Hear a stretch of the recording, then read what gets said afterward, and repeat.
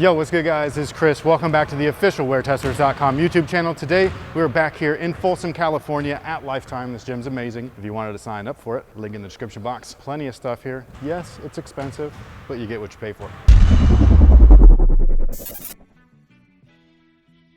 And today, we are talking about these bad boys right here. This, my friends, is the Nike PG4. Now, before we talk about the sneakers, we do have another sponsor for this video, and it's the good folks over at Random Objects. If you like this shirt, the Fail Better hoodie, if you like motivational on your apparel, go check them out. There's also going to be a link in the description box below for them. We also have a promo code for anybody curious, where it'll save you a little bit of cash and you can get some dope gear. Now, with that being said, let's go ahead, get right into it. Now, the traction on these guys is very good. I'm not going to say it's exceptional. I'm not going to say it's quite beastly, even though in some cases it definitely is, but there are some times where it's a hit or a miss. That includes this floor right here, and especially at the Local 24. However, when I was at the Local 24, it was one of the dirtiest settings that I've been in quite a while. I think maybe somebody forgot to clean something, obviously, but I was wiping mad dust off of these guys, and even when I wasn't wiping, it was super infrequent in the sense that I didn't have to wipe all the time because they were that good. So, not gonna quite give them all-star level traction, but right below, they're solid. Now, as far as the fit is concerned, with these guys, I actually went up half a size due to other people's recommendations, including Nike's actually, and as you can see, it's not the easiest shoe to get into. You are finally able to get into it, and they definitely fit short lengthwise. So if you like that kind of fit, then you might want to go up half a size from your normal true size. Now inside here you have the lace rungs or the eyelets, and they do a great job of keeping you locked down onto the footbed as much as possible. And it's like that on both sides of the shoe. And then on top of that, you got this little shroud right here. Very little stretch, surprisingly, with the overall upper. However, everything in conjunction with one another, because it is kind of like a mesh setup. There is some stretch when you go on sharp cuts and move laterally, stop, maybe pull off in another direction where your foot slides over the footbed a little bit because you don't sit inside of this midsole the way that I would like. But real quick, just going back to the traction for one moment, the circular pattern is supposed to mimic the air sole unit that is inside the shoe. It's an air strobel. And on top of that, the greatest part about having circular traction like this is it's multi-directional. So you're getting consistent coverage no matter what kind of movement you're doing. So linear, lateral, all that stuff, you're covered.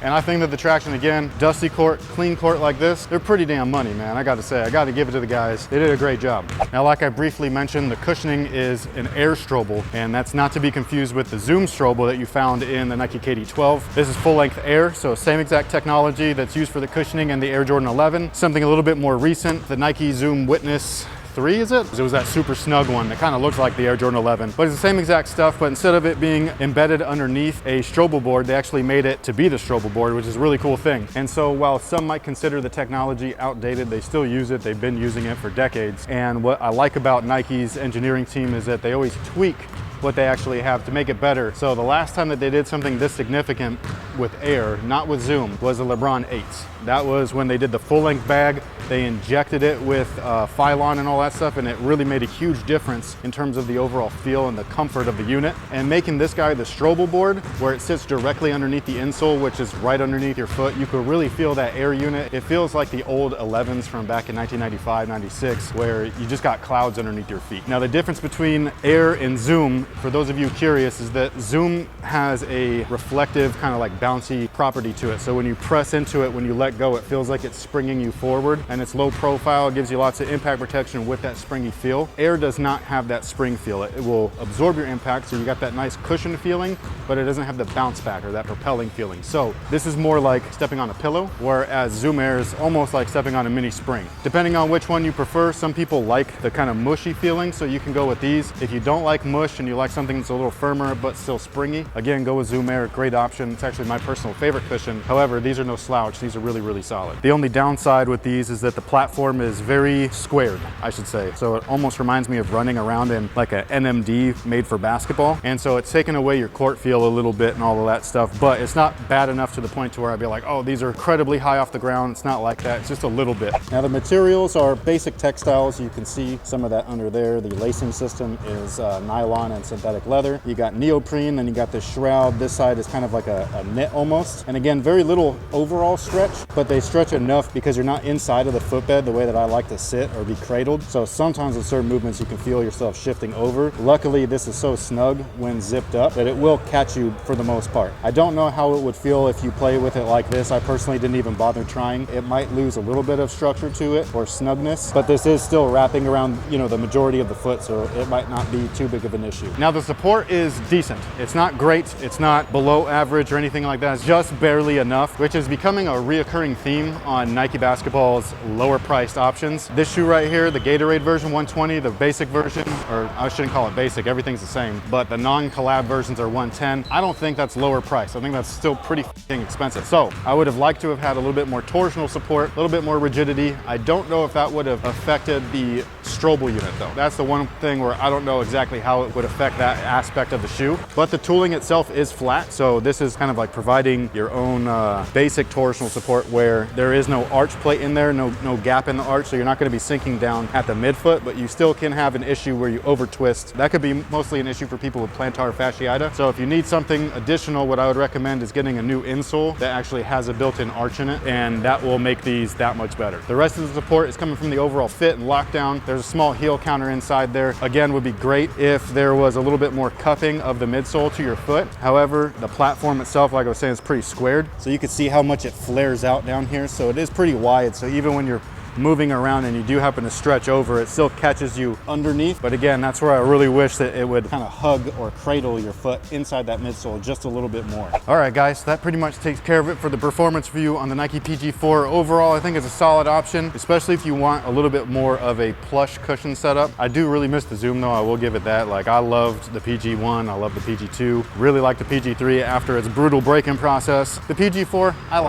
I just don't love it. Now again, we thank everybody over at Lifetime for allowing us to come in here, film in their beautiful facility. If you are interested in signing up for Lifetime, again, we have a link in the description box below. If you need any more information about the shoe, including its weight and performance scores, we have another link. It'll bring you over to WearTesters.com where you can read more info. Shout out to Random Objects for sponsoring this video. We greatly appreciate it. If you need anything like this, go check them out. They're great people over there and they have great apparel. But with that being said, thank you guys so much for watching. Hope that you guys have a good day, and I'll catch you on the next one.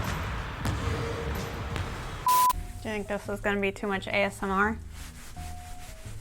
Hope not. So I did end the video, right? You did, and we're back. So I did not explain something good enough. Is that what happened? Or you want me to elaborate more on something? What's the problem here? Nothing's the problem. So I was editing it, and if we want to rewind a little bit, yesterday we played a spontaneous game of one-on-one. I scored exactly 1 point, and I don't play. She cheated though. I did, but I got that point. But I didn't know we were going to be doing that because we never do that. I'll go and watch him. I'll record. I'll take pictures, but I don't play. Anyways, I was wearing some Air Max 90s, and they are very block shaped, and I thought it was interesting because while you were doing the performance video for this, that's how you describe the bottom. And now I understand why so many shoes have that rounded sole to them, because I for sure at one point thought, so this is how my ankle goes. Well, these kind of remind me of that shape, but then, Yeah. You know what I mean? Like bubbled out. I'm wondering if it's because the cushion kind of mushes out, why maybe that's why it works. No, the 90's so thin.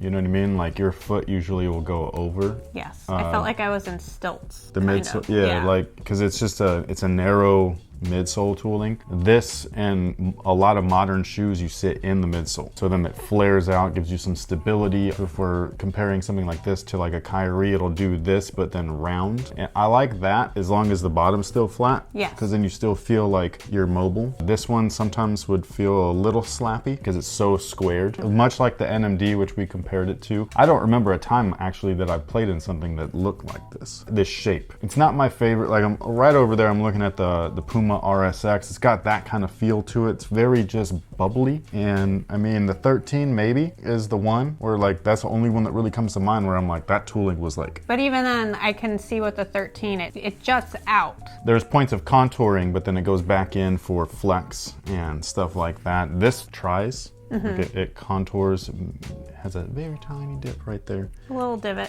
And I'm talking about like, it's under the foot. It's more like a flex zone, but it contours in the arch and stuff like that. But the shape of the tooling here is just it's very different. Like I said this in the write-up where like, I like the shoe. I said this in the video too, but like, I like the shoe. But you don't love it. I don't love the shoe. I think they're super comfortable, but then there's things about them where I'm like, why did you do this when the previous 3 models focused heavily on something else.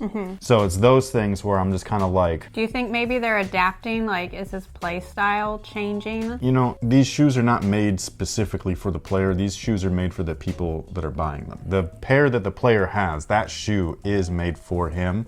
But otherwise, traction's traction. Cushion is firm or not, depending on what type of player you are and what type of cushion you want. You know, materials are materials. Some are better than others. The shoe's the shoe, and the shoe is made for consumers. The name of the athlete put on the shoe is made for consumers so that they would want to buy it. I get that. You know, you really got to be smarter with your purchases. It's not like, oh, I play like Paul George, even though I'm 5'6". It's like, no, you don't, dude. You don't. This shoe is not made for Paul George. This shoe was made for your 5'6" ass because Nike wants you to buy it and then hoop in it and then let it fall apart so you can buy the next pair in 6 months. It's okay.